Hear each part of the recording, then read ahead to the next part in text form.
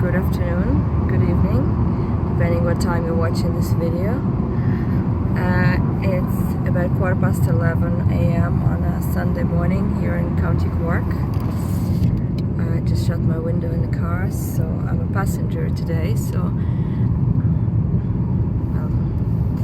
we're heading down this morning to the village of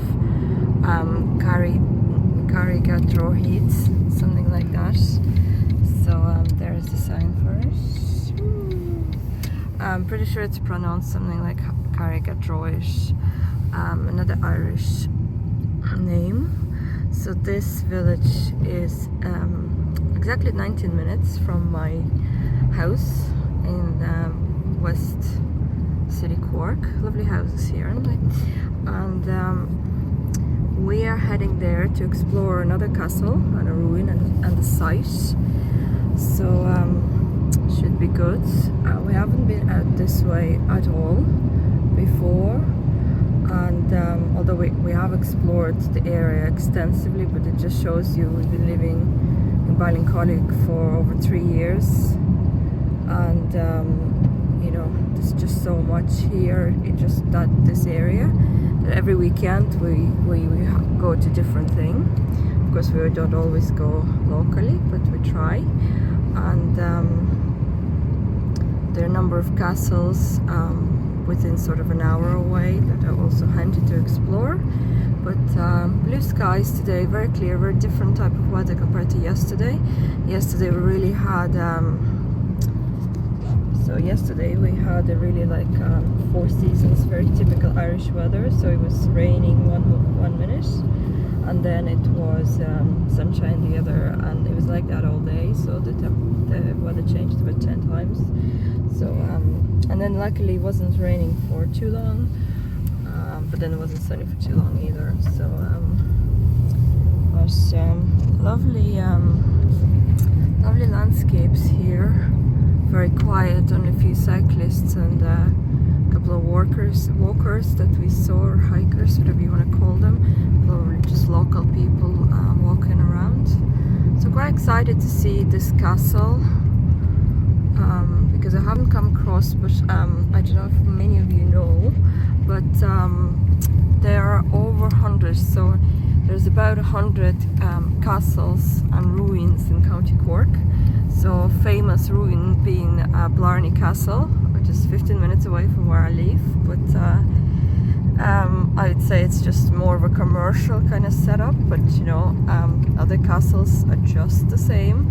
They just don't have the entry fee and, you know, kind of landscape gardens that Blarney Castle has. And of course, with the story and everything, they made it very popular over the years for tourists to come. And I'm no exception. I've been there twice.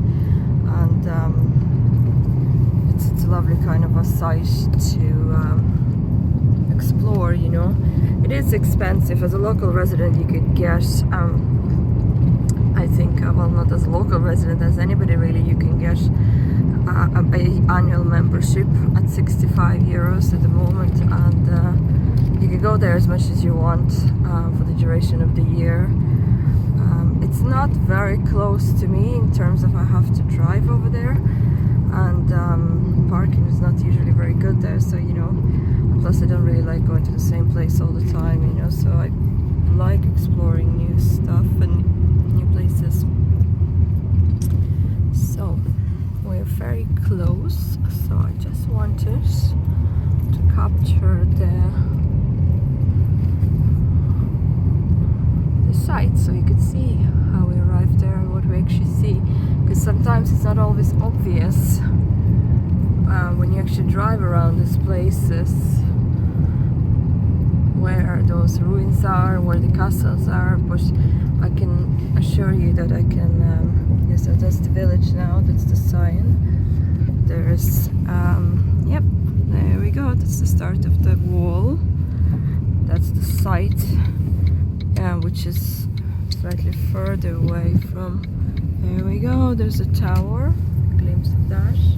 We're in the right place anyway. It's lovely here. I don't know why I didn't come here before. Look at this whole village there, and there we go. Wow. Castle Bridge. So this is in Scar Lake.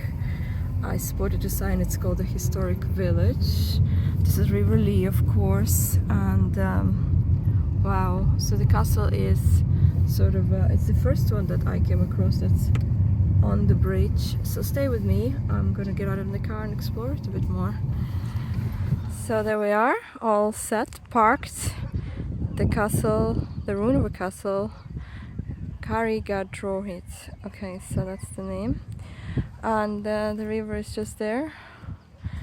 Lovely. I keep commenting on how they really knew the location to build those castles. You know, they really picked the best spots. And here's the GA field. It's there's literally, when you cross the bridge, you are entering this car park at the GA field. There's no need to pay to park here, and anybody could park here as long as there's a space. So don't be afraid to you know, pull in somewhere, especially down the country. I know Dublin is different story, really hard to find, although, you know, I don't think anybody would clamp you or give you a fine or something at the GA field in Dublin either. So here we go. I mean, that's just a tip. So we're gonna head down. It's a really short walk here. It's called the County GA Club. For anybody who don't know, it's Gaelic football. GA represents hurling, camogie. Camogie is hurling for girls. It's basically a hockey on the grass. Uses a wooden stick and a kind of a sliotar, but it's a sort of a tennis ball. You know, I'm not a huge sports person, but I know a bit about it. So a lot of kids in this country play GA, either Gaelic football or hurling or camogie for girls. There's rugby is quite big as well. So especially in Dublin, south side, it's a very south side Dublin sport, very prestigious, of course, and yeah. But you know, I suppose one thing with GA, you know, okay, it's the kids and they're in clubs. I don't really agree with it because they charge a massive amount to people to go and see the matches, but the players do not get paid, so at all, like they never get paid. It's a good thing to have on your resume when you graduate and look for a job, but GA, you know, you put on the hours and you train, and then you go out and you play, and all the supporters are there paying a fee to watch you play, but you don't get paid. Okay, you get certain benefits and things like that as being as any part of the club, but you know, just something I think they should get paid. Athletes and all that get sponsorships and God knows. But anyway, you know, they're not forced to play either, you know. They play for the love of the game, and it's their choice. But it's a fantastic day, and we don't get many of those in Ireland. Anytime I have a day like this, I just jump in a car, with or without my husband, mostly with him. But this place was actually found by him. Normally it's me that would route through lists and sites and maps to find something to go and see and explore. But hey, he's getting really good at it. My good skills are rubbing off. So and we both really enjoy those days out as well. You know, usually either have a picnic or lunch somewhere. It's a nice walk. We both love fresh air and outdoors, so it really works. And he's big into photography, so he brings his camera everywhere and shoots. So happy all around, happy all around. So spring is maybe coming, maybe not, but we are at the castle now, and there's a father and son, two sons. There you are, very sunny. lovely picnic area. You know, those kind of villages, they really surprise me, and nobody knows about them. You know, even me as a local, I never heard about this place until today.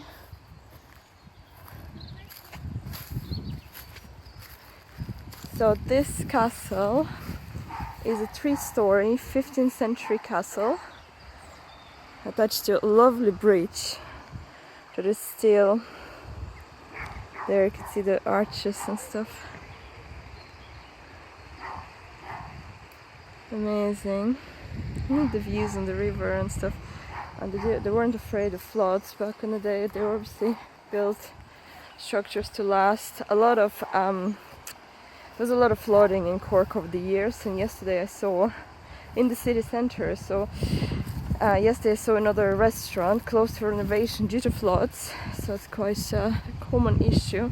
But there we are on the River Lee, and there's a 3-story castle. I bet they didn't complain about floods. But this castle was built in 15th century, but then updated in 1650s. And it was built by MacCarthys of Muskerry. They were quite wealthy family back then, and there's a number of castles and towers and stuff they built, or you know, their extended family in the area.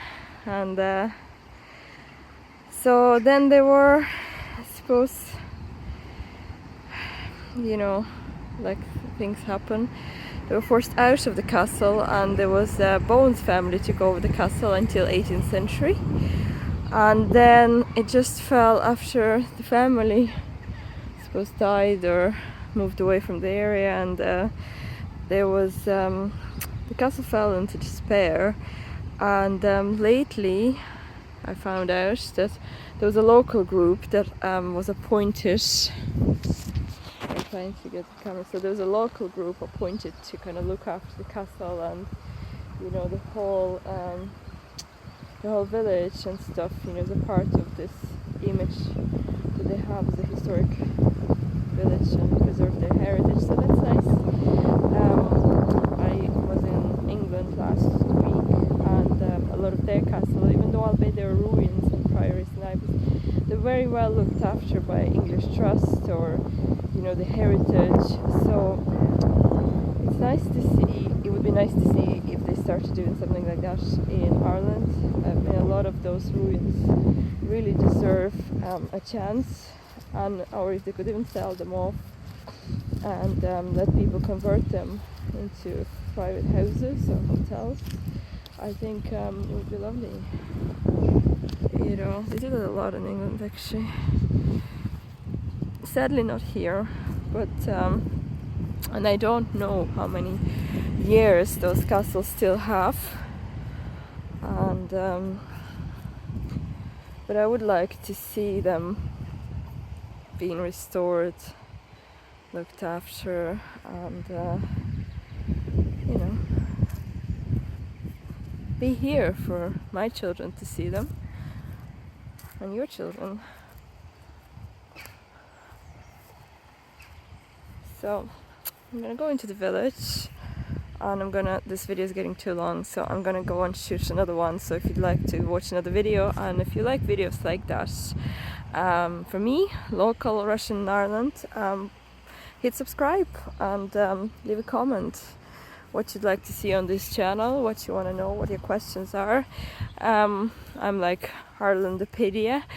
I know a lot of things about Ireland, a lot of things in terms of travel, where to go to see, and life in general in Ireland. So always happy to answer any questions, and check out my ebooks as well on where to go, what to see, and I really help with budget travel. You know, I know finance is a major issue when people come to Ireland, so I help with that.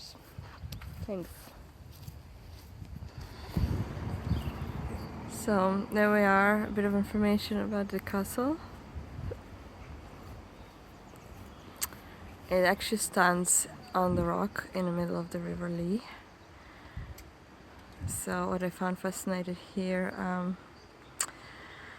so there's a bishop, McKeegan, a native of Duhallow, and Bishop of Ross, having been captured by Cromwell's general, was promised his freedom if he would persuade the garrison in the Carrigadrohid Castle to surrender. MacEgan urged the garrison to fight to the end, so towards the men were sold out to the last for religion and country. Then he was hanged on a nearby tree with the reins of his horse. The defenders could see the terrible happening from the top of the castle. After many years, the Bowens acquired and came to live in Carrigadrohid Castle. This Welsh family settled in Ireland during the mid-17th century, when gentry was granted land in North Cork and devised Bowens Court estate, birthplace of a later gentry, father of the well-known writer Elizabeth Bowen. In the early 19th century, the Bowens of Carrigadrohid, excuse my pronunciation, abandoned the castle, having built a new manor house at nearby outcrop. Okay, there's the history basically.